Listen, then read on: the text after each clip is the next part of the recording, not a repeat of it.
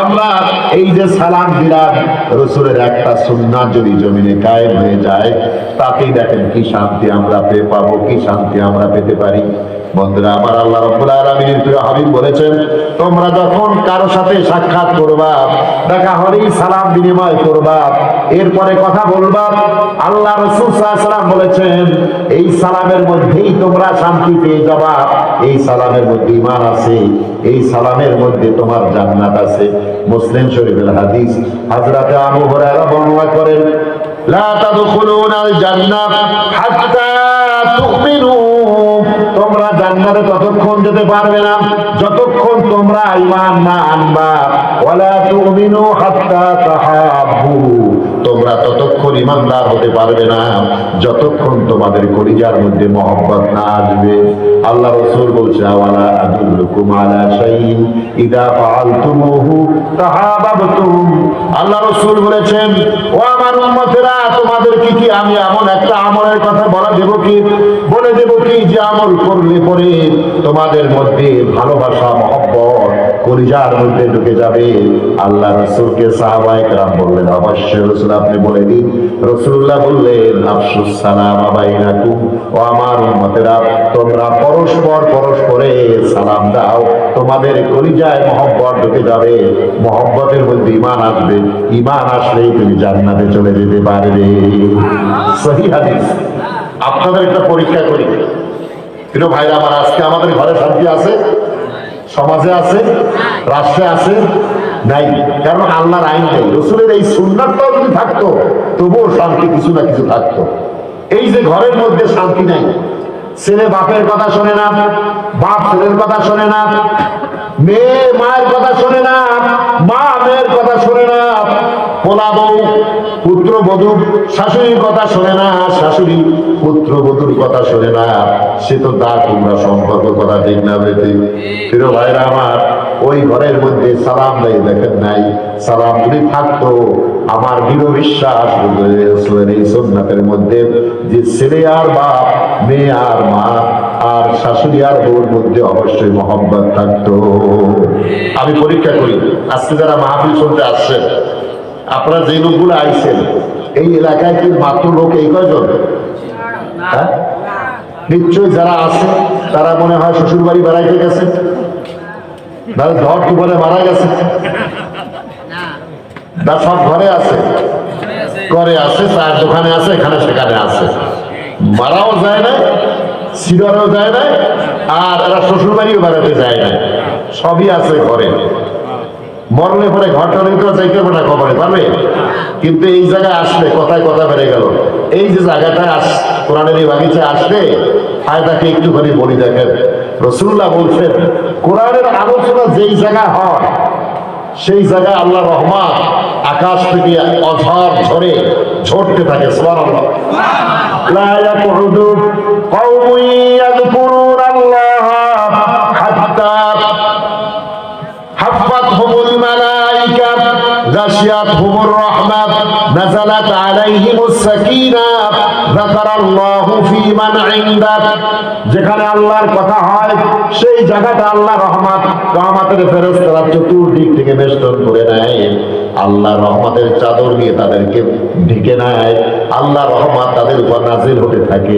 প্রত্যেকের নাম নিয়ে আরশে আজিমে আল্লাহ আলোচনা করে, আলোচনা তো লম্বা আলোচনা করে, শেষে এসে ফেরেশতারা বলে, আল্লাহ তাআলা তোমার বান্দাগুলো তোমার কথা শোনার জন্য ঘুমকে হারাম করে ঘরকে লাথি মেরে পিছনে ফেলে তোমার ডাকে সাড়া দিয়ে চলে আসছে।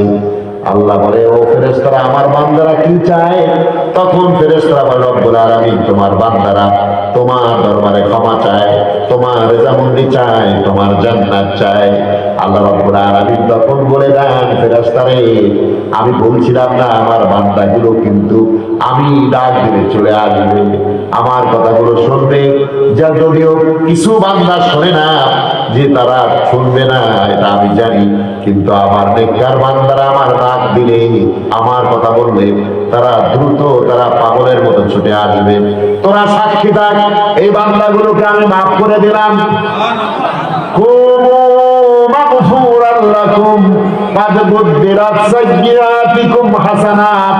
ফেরেশতারা বলে, আল্লাহ রাব্বুল আলামিন ঘোষণা করে দেন, ফেরেশতারা বলতে থাকে, ও আমার বান্দারা, আল্লাহর পক্ষ থেকে বলে, ও আল্লাহর বান্দারা, তোমরা এবার উঠে যাও, তোমাদের গুনাহগুলো মাফ করে দেওয়া হলো, আর গুনার জায়গায় নেকি দিয়ে পরিবর্তন করে দেওয়া হলো।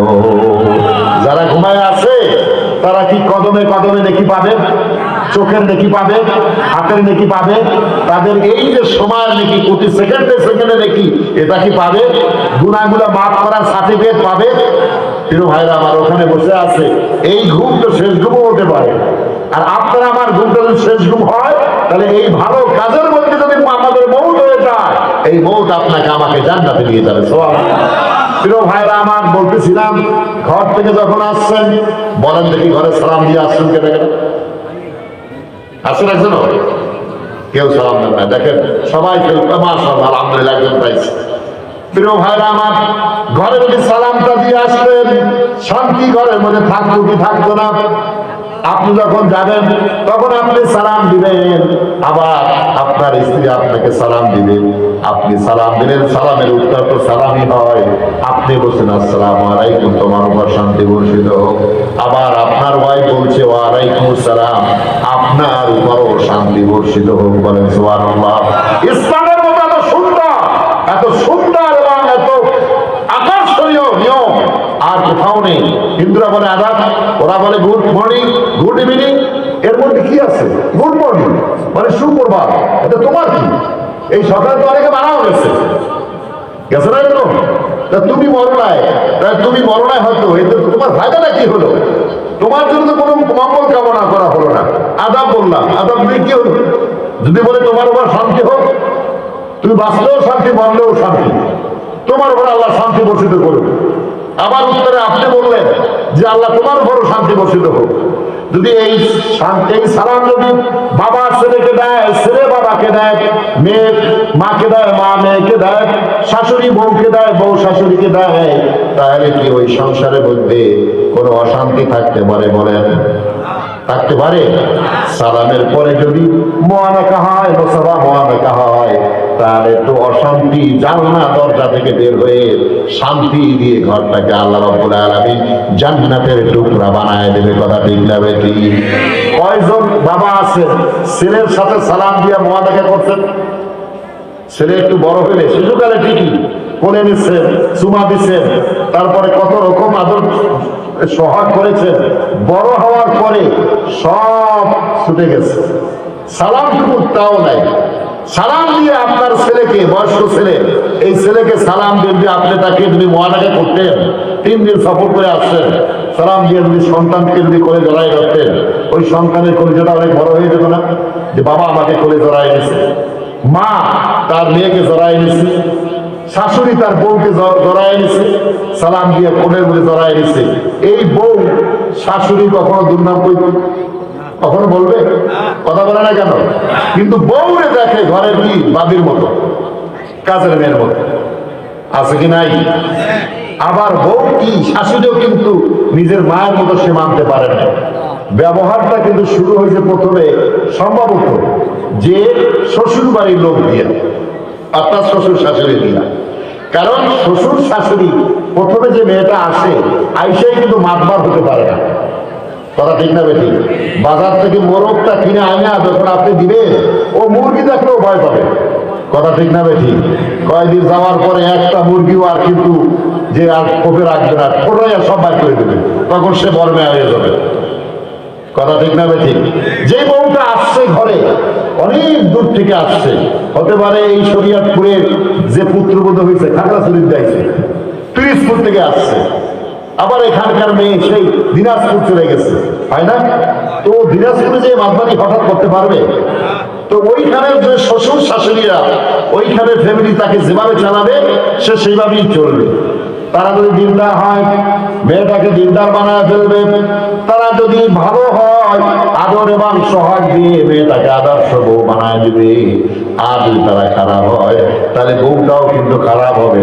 খারাপ হতে হতে কিন্তু ওই বউ যে তার শাশুড়ি চেয়েও বেশি খারাপ হয়ে যাবে। খারাপ হতে হতে বাপে যা ছিল তার চেয়ে মনে আরো বেশি হয়ে যাবে। ঠিক না? ঠিক, এইটাই নিয়ম। বাপে যা করতেছে বেশি করে যাবে। ওই যে গ্রামে এক চোর ছিল, চোরকে ছাড়া চুরি করে খাইতো। এখন এই চুরি করে খাইতে খাইতে তো লোকেরা বলতো তোর জীবনটাই তো চুরি চুরি করতে করতে গেল, তুই কি কাজ করে খাইতে পারো না? তো বলতেছে এইটাই তো ভালো ব্যবসা। এখন এই চুরি করে খাইতে খাইতে এক বিশ্বে মারা গেছে। এখন লোকেরা বলতেছে তো আর তো পেশাই ছিল চোর, তো ওর আর ভালো দিক কি আছে, সবই তো আর খারাপ। তো লোকটার আর কেউ গুণগান গায় না, যারা যায় তো শরীর হয় না। লোকটা বাস দাফন দিয়ে দিয়েছে কয়েকজনা জানালা করে। এখন পোলারা চিন্তা করতেছে বাবায় যে কাজ করেছে এই কাজ আমরা যদি করি তো লোকেরা তো আমাদেরকে ওই বাবার মতো গালি দেবে। এখন ছেলেদেরকে লেখাপড়াও শিখে না, কাজকর্ম লাগায় না। ওই পোলাগুলো ছিল ওইরকম বাবার মতো, ওই একটু একটু ওই বাবার দেখা দেখি তারাও চুরি করতো। ওই কলা গাছ, কচু গাছ, এটা সেটা তারা কি মুরগি ডিম এটা সেটা চুরি করতো। তারা বড় বড় চুরি তারা করতো না, ওই বাপের হাতে করি। তো ওই পেশা বাপে একটু একটু শিখাইয়া দিয়েছে। বাপ মরে যাওয়ার পরে এখন কি করে খাইবে? এখন ছেলেরা বলতেছে পেশা তো বাবার ওইটাই ধরা লাগবে, কারণ শিক্ষা দীক্ষা তো দেয় নাই, ব্যবসা বাণিজ্য রাস্তাও দেখায় দেয় নাই। এখন ছেলেরা কিন্তু ধীরে ধীরে এখন ওই বাবার পেশায় নেমে গেছে। এখন লোকেরা বলে আরে আর বাপের ছোট চোর আর এই পোলাপানও হলো চোর, এ তো চোরের পোলা চোর। লোকেরা এখন বাপরেও গাইলে দেয়, ওদেরও গাই দেয়। এখন এই গালি শোনার পর এখন ভাইরা বৈশাখ মিটিং করতেছে যে ভাই বাবায় তো চুরি গেছে গেছে, আমাদের জন্ম দিছে, বড় করছে, চুরি বাড়াকে যাই করুক আমাদের তো খাওয়াই পড়ে বড় করছে, তো আমরা বাবারে গালি শুনাই কেন? তাহলে একটা কাজ করা যদি যায় না, বাবার গালিটা যাতে বন্ধ করা যায় সেই পরিস্থিতি এটা তুমি বলে দাও। তো সংসারের মধ্যে দেখবেন মেজোটা অথবা ছোটরা বড় বদমাশ হয়, কিন্তু অনেকগুলো বড়টাও হয়। আর আমি যে না আমার যারা বড় আছে, তো এখন যেটা চালায় ওইটা বলতেছে ভাই বুদ্ধি একটা আছে, যে ওই বুদ্ধি যদি ফলো করি তাহলে বাবারে লোকেরা গালি দেবে না, আমাকে দেয়নি। তাই কি সেটা? সেটা হলো বাবা চুরি করে আসতো, ঘরের মধ্যে মাল দৌড়ার যা ছিল সোনা গেনা নিয়ে আসতো, আর কিছু করতো না। সম্পদ পাইলেই তো হয় শ্রদ্ধা খাতে, ঠিক না বেশি? তো চুরি করে আসতো, তো লোকেরা গালি দিতে হয় সম্পদ দিয়ে গেছে, সম্পদ আবার কামাই করলে অর্জন করা যায়। তো বাবাই যে কাজটা করছে আমরা ওই কাজ করবো না, ওর যদি একটু বেশি করি তখন বাবার অফারটা কি হয়ে যাবে, নিচে করে যাবে। তখন কিন্তু লোকেরা আমাদের গালি দেবে, ওদের বাবারে আর গালি দেবে না। তা সেটা কি? তা সেটা হলো যে ঘরের মধ্যে যেই ঘর চুরি করব, যেই ঘরে আমরা চুরি করব, ডাকাতি করব, মাল দৌলাত চুরি করে আনবো, ওই ঘরে মাল দৌলাত চুরি করার পরে ওই ঘরটারে আগুন দিয়ে জ্বালাই দিয়ে আসবো। বাবা তো কখনো ঘরে আগুন দিত না, আমরা চুরি করার পরে আগুন দিয়ে আসবো। কারণ লোকেরা মারবে না, আমাদের জানবে কে করছে, এটা ধরতে পারলে না আমাদের মারবে। চুরি করি তাও তো আমাকে ধরতে পারে না, লোকেরা জানে চুরি করি, তাও তো গ্রামে করি না, বাইরে করি। তো এইভাবে এখন করা শুরু করবো, চুরি করার পরে ঘরে আগুন দিয়ে আসবো। এখন ওর বাবায় তো লোকজন থাকার তো ঘরটা থাকতো, মাল গেল মাল কামাই করে নিয়ে আসতে পারতো, কিন্তু ঘরে যদি আগুন দেয় থাকার জায়গা তো আর থাকে না। এখন লোকেরা ধীরে ধীরে জায়গা ফলাইছে যে এই কাম করে কারা, ওই চোরার পোলারা। এখন লোকেরা চিন্তা করতেছে যে এখন ওরে ধরতে হবে। ওরা তো জানে না কে আগুন দেয়, কিন্তু জানছে, কিন্তু প্র্যাকটিক্যাল ধরতে না পারে তো শাস্তি দেওয়া যায় না। লোকের মধ্যে কথা উঠে গেছে, কি কথা কয় যে ওর ওই যে চোরার পোলারা কয় যে ওর ছিল ওর বাপ তো ওদের চেয়ে ভালো ছিল, ওর বাপে চুরি করে তো ঘরে আগুন দিত না, কিন্তু এই বাপের যে পোলা এ তো চুরি করিয়া ঘরটাও আগুন দিয়ে জ্বালায় দিয়ে আসে, এ তো ওর বাপের চেয়েও মারাত্মক। এ কেমন মায়ের জন্ম দিয়ে ফিরে গেল, ওর বাপ চেয়ে ভালো ছিল। ওর বাপে তো আর বাপের মূর্তি বানায় নাই, ও তো আর বাপের মূর্তি বানাইয়া সেই মূর্তিগুলোকে সব জায়গায় ছড়াইয়া দিচ্ছে। ওর বাপে তো এরকম আধে মোটামুটি দিয়ে জেলে দেয় নাই, এ তো মারাত্মক, জেলে দিয়া তারপর ফাঁসি দিয়া তারপর দিয়ে শাস্তি দিচ্ছে। এ তো আর বাপের চেয়েও মারাত্মক, আর বাপের চেয়ে ভালো ছিল।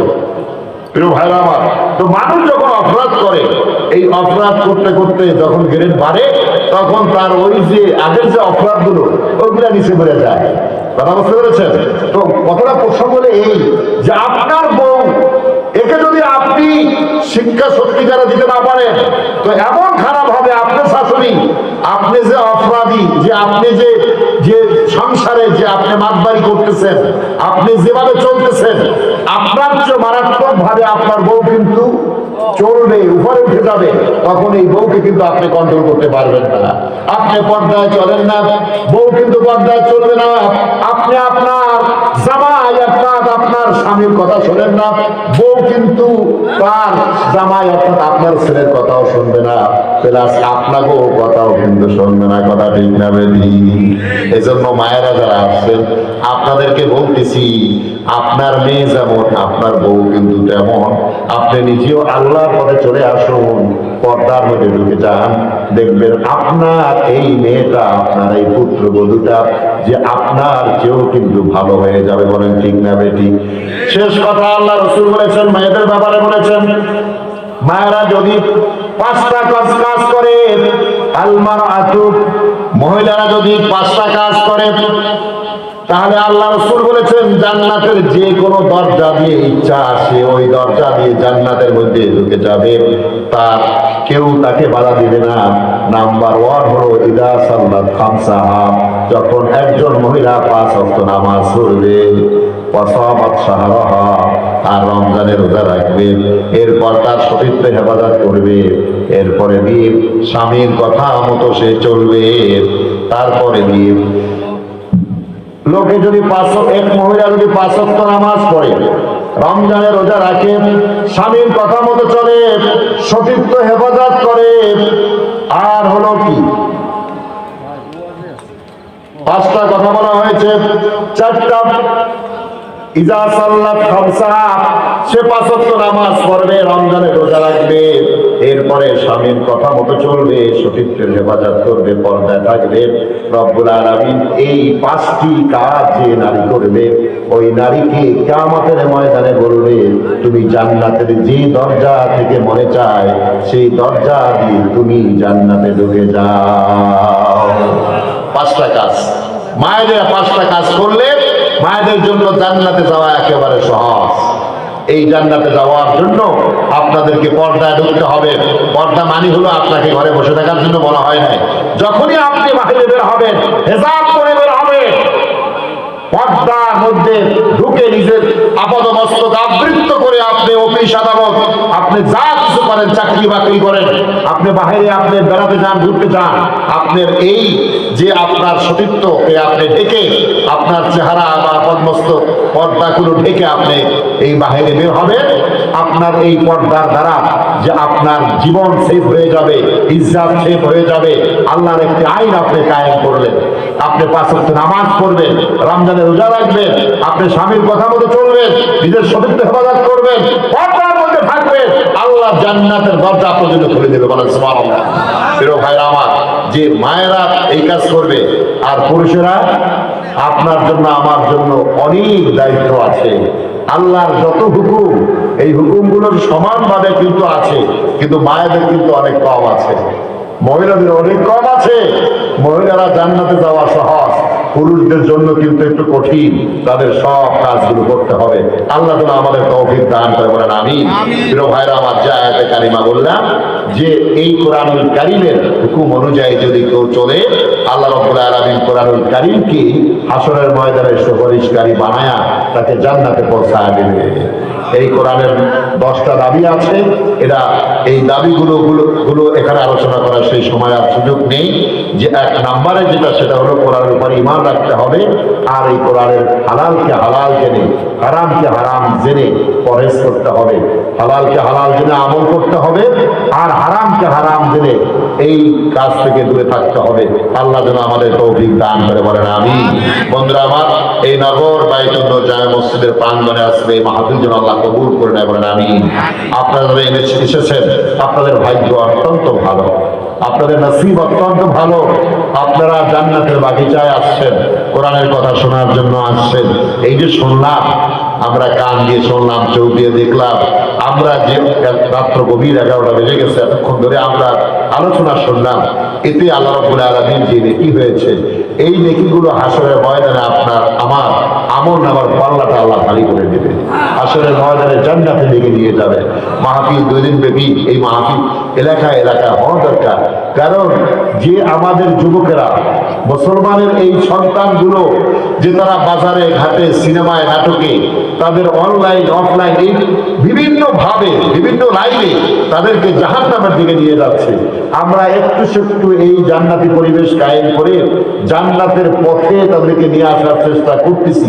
এরপরও কিন্তু শয়তান আর শয়তানের মুরিদরা কিন্তু এটা পছন্দ করে না, বলে এত মাহফিল লাগবে কেন? আরে মিয়া, মাহফিল যদি বন্ধ হয়ে যায় এই যুবকগুলো তো জাহান্নামে চলে যাবে। কথা ঠিক না বেটি? আপনি আপনার টাকা পয়সা আপনি ব্যয় করবেন কোথায়? ভালো পথ যদি সৃষ্টি না হয়, ভালো পথের মধ্যে লোকেরা ভালো হবে, এই ভালো পথ বেশি বেশি তৈরি করা দরকার। এই যে মাদ্রাসা মসজিদ যেটা হয়েছে, এর পিছনে বিনিয়োগ করবেন, মাহফিল করে সেমিনার করে ভালো কাজের আয়োজন করে, যে এই যুবকগুলোকে মুসলিম এই সন্তানগুলোকে এদেরকে ভালো কাজের মধ্যে তাদেরকে ব্যস্ত রাখবেন, তো দেখবেন এক সময় সে ওমরের মতো হয়ে যাবে, এই যুবক একজন আদর্শ যুবক হয়ে যাবে। এর হাতে যখন সমাজ আসবে দেখবেন এই সমাজটা তখন ভালো হয়ে যাবে। এজন্য এই চেষ্টা অব্যাহত রাখবেন। আল্লাহ যেন তৌফিক দান করে, বলেন আমিন। আর আগামীকালকে শেষ দিন, আপনারা 1 জনে 2 জন করে নিয়ে আসবেন, আপনারা আরো বেশি আসবেন। যাকে নিয়ে আসবেন এই নিয়ে আসার কারণে সে যে নেকি পাবে, আপনিও কিন্তু সমান নেকি পাবেন, কোনো কম কিন্তু তাকেও দেওয়া হবে না। আর আপনি বোনাস হিসেবে আপনারটাও পেয়ে গেলেন আর তারটাও আপনি পাইলেন, আপনি ডবল পেয়ে যাবেন। এই জন্য আপনি দেখে নিয়ে আসবেন যাতে করে পুরা মাঠ ভরে যায়। পুরা মাঠটা ভরলে যিনি আলোচনা করবে তারও ভালো লাগবে, আর এখানে যে পরিবেশটা তখন কিন্তু আরো সুন্দর হবে, আর যে মানুষগুলো আসবে সেই মানুষগুলোও কিন্তু নেকি পেয়ে যাবে। আল্লাহ যেন আমাদের সবাইকে তৌফিক দান করে, বলেন আমিন। আল্লাহুম্মা সাল্লি আলা সাইয়্যিদিনা ওয়া নাবিয়িনা ওয়া শাফিঈনা ওয়া হাবিবিনা ওয়া মাওলানা মুহাম্মদ সাল্লাল্লাহু আলাইহি ওয়া আলা আলিহি ওয়া আসহাবিহি ওয়া বারাকা ওয়া সাল্লাম। বালাগাল উলা বিকামালিহি কাশাফাদ দুজা বিজামালিহি حسنت جميع خصاله صلوا عليه। توحید کی امانت سینوں میں ہے ہمارا، آسانی مٹانا نام و نشاں ہمارا۔ بلغ الهدى بكماله كشف الدجى بجماله حسنت جميع خصاله صلوا عليه وآله۔ أستغفر الله ربي من كل ذنب وأتوب إليه، لا حول ولا قوة إلا بالله العلي العظيم۔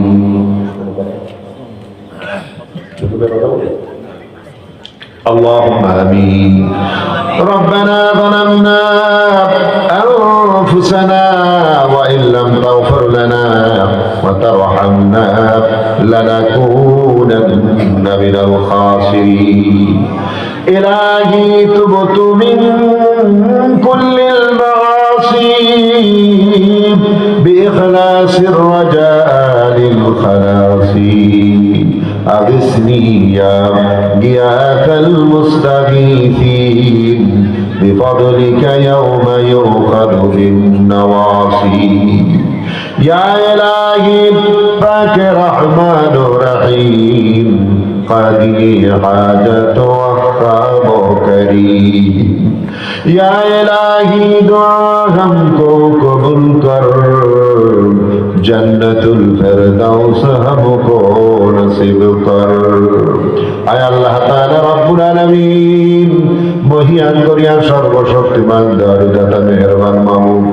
আয় আল্লাহ তাআলা 2 দিন ধরে পবিত্র তাফসীরুল কোরআন ওয়াজ মাহফিলে আজকের প্রথম দিনে তোমার নেককার বান্দা বান্দীগুলো নিয়ে গভীর রাত্রে দুহাত তুলেছি।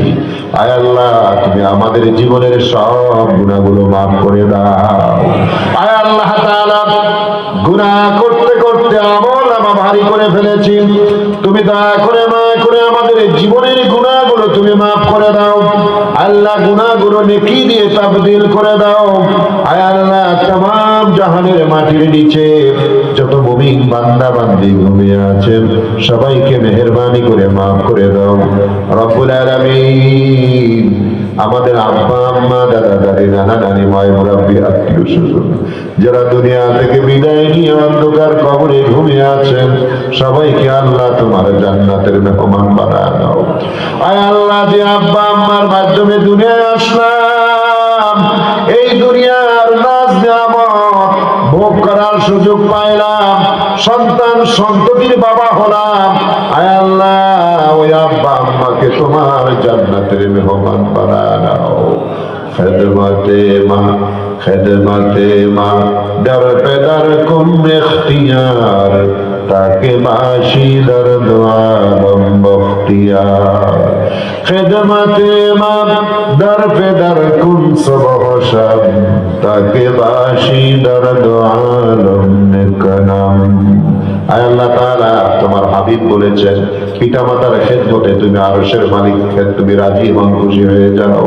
আয় আল্লাহ, তুমি আব্বা আম্মা পিতা মাতার খেদমত করে জান্নাতের হাসি তাদের মুখে ফোটাবার তৌফিক আমাদের নসিব করে দাও। আয় আল্লাহ, তাদের নেক হায়াত তুমি দারাজ করে দাও। আয় আল্লাহ, যারা অসুস্থ আছেন তাদেরকে তুমি সুস্থ করে দাও। আয় আল্লাহ রব্বুল আলামিন, যাদের আব্বা আম্মা চলে গেছে আয় আল্লাহ তাদের আলমে বারজখে তুমি তাদের জান্নাতুল ফেরদাউসে রাখো। আয় আল্লাহ, মসজিদের পাশেই কবরস্থান, আল্লাহ এই কবরস্থানে আল্লাহ আমাদের ভাইদের অনেকের আল্লাহ পিতা মাতা অথবা আত্মীয় স্বজন ঘুমিয়ে আছে। বিশেষভাবে আল্লাহ আমাদের এই লিটন ভাই বাবুল ভাই আল্লাহ তাদের আব্বা আম্মার জন্য দোয়া দরখাস্ত করেছে। আয় আল্লাহ, আমার এই অনেক মুসল্লি ভাইরা শ্রোতা মণ্ডলী তারা দোয়ার জন্য দরখাস্ত করেছে। মালিক, আমি গুনাহগার মুসাফির হিসাবে তোমার দরবারে হাত তুললাম, তুই মেহেরবানি করে আল্লাহ আমাদের ভাইদের আব্বা আম্মার কবরে আযাব মাফ করে দাও, কবরগুলো তুমি জান্নাতের টুকরা বানায় দাও। আয় আল্লাহ, এই এলাকার মাটির নিচে যত তোমার বান্দা বান্দি ঘুমিয়ে আছেন সবাইকে আল্লাহ তুমি জান্নাতবাসী করে নাও, সকলের কবরগুলো তুমি জান্নাতের টুকরা বানায় দাও। আল্লাহ, ওই কবরে তো আমাদের যেতে হবে রব্বুল আলামিন। জানি না আল্লাহ কার কখনো মৌতের ডাক এসে যায়, আল্লাহ ওই কবরে যাওয়ার আগে তুমি আমাদের জান্নাতি হওয়ার তৌফিক নসিব করে দাও। আল্লাহ, মানুষের হকগুলো আদায় করার তৌফিক দিয়ে দাও। আল্লাহ, তোমার হকগুলো আদায় করার তৌফিক নসিব করে দাও। আল্লাহ, আমাদের যাদের যাওয়া সবাবগুলো দূর করে দাও, দেনাগুলো পরিশোধ করায় দাও, হালাল মালে রিজিক দিয়ে ভরপুর করে দাও, আমাদের সংসারগুলো সুখের সংসার বানায় দাও, আমাদের সমাজ রাষ্ট্রের মধ্যে তোমার আইন চালু করে দাও। আয় আল্লাহ, যার ছেলে মেয়ে আছে ছেলে মেয়েগুলো আল্লাহ নেককার আওলাদে সালেহ বানায় দাও, যাদের সন্তান নেই সন্তানের ব্যবস্থা করে দাও। আল্লাহ, যার ছেলে মেয়ে বড় হয়েছে বিয়ে শাদীর ব্যবস্থা করে দাও মালিক। আয় আল্লাহ তাআলা, তুমি সৎপাত্র পাত্রী তুমি বন্দোবস্ত করে দাও রব্বুল আলামিন। যার যা প্রয়োজন সবগুলো তুমি দিয়ে দাও। আয় আল্লাহ, মক্কা মদিনায় তুমি আমাদের বারবার যাওয়ার তৌফিক নসিব করে দাও। রাসূলুল্লাহর কওয়া আল্লাহ রওজা শরীফে গিয়ে সালাম দেওয়ার তৌফিক নসিব করে দাও। আল্লাহ, কত মানুষকে আল্লাহ তোমার ঘর দেওয়ার দেখার তৌফিক তুমি দিয়া দিলা। আল্লাহ, কত নেককার বান্দারা আছে তৌফিক নাই। আল্লাহ, তুমি তো সম্পদের মালিক, খাজানার মালিক, আল্লাহ সব ক্ষমতার মালিক। আল্লাহ, তুমি প্রত্যেকটা মানুষকে আল্লাহ তোমার ঘর দেখার তৌফিক নসিব করে দাও। আল্লাহ, নবীজিকে তো আমরা দেখি নাই, আল্লাহ নবীজিকে আমাদের স্বপ্নে জিয়ারত করায় দাও। আল্লাহ, মানুষ কত স্বপ্ন দেখে, আল্লাহ প্রিয় নবীকে আমাদেরকে দেখায় দাও। আল্লাহ, নবীজিকে যেন আমরা দেখে সালাম দিতে পারি তৌফিক দিয়া দাও। আল্লাহ, নবীজির রওজায় গিয়ে সালাম দিতে পারি তৌফিক নসিব করে দাও। ইয়া রব্বুল আলামিন, তোমার দরবারে ফরিয়াদ, আমাদের চোখের পানিগুলো তুমি কবুল করে নাও মালিক। আয় আল্লাহ, আমরা যেন জান্নাতের মধ্যে এভাবে একাত্র বসে আল্লাহ তোমার কথা তোমার চেহারা দেখতে পারি তৌফিক দিয়া দাও। আয় রব্বুল আলামিন, তুমি এই মহল্লাবাসী কবুল করে নাও। আল্লাহ, আমাদের প্রত্যেকটা ভাই এবং বোন আমার মাদেরকে তুমি কবুল করে নাও। আল্লাহ, ভাই ভাই যেন মহব্বতে ভালোবাসায় থাকতে পারে তৌফিক দিয়া দাও। ইয়া রব্বুল আলামিন, আল্লাহ তাআলা দল আর বেদল নেই, আমরা যেন তোমার হুকুম মেনে তোমার আইন মেনে যেন আমরা চলতে পারি মালিক, সেই তৌফিক আমাদের সবাইকে নসিব করে দাও। আয় আল্লাহ, কোরআনের পাগল সবাইকে বানায়া দাও আল্লাহ, তোমার দ্বীনের খাঁটি গোলাম বানায়া দাও আল্লাহ, তোমার খাঁটি গোলাম হিসেবে কবুল করে নাও, রাসূলের খাঁটি উম্মত হিসেবে আমাদের কবুল করে নাও। আল্লাহুম্মা জিদনা ওয়া লা তানকুসনা ওয়া আকরিমনা ওয়া লা তুহিন্না ওয়া আতিনা ওয়া লা তাহরিমনা ওয়া আসরিনা ওয়া লা তু'থির আলাইনা ওয়া আরদিনা ওয়া রضى عنا يا كريم يا رب العالمين। اللهم اغفر لنا ولوالدينا رب ارحمهما كما ربياني صغيرا رب ارحمهما كما ربياني صغيرا سبحان ربك رب العزة عما يصفون وسلام على المرسلين والحمد لله رب العالمين। السلام عليكم ورحمة الله وبركاته।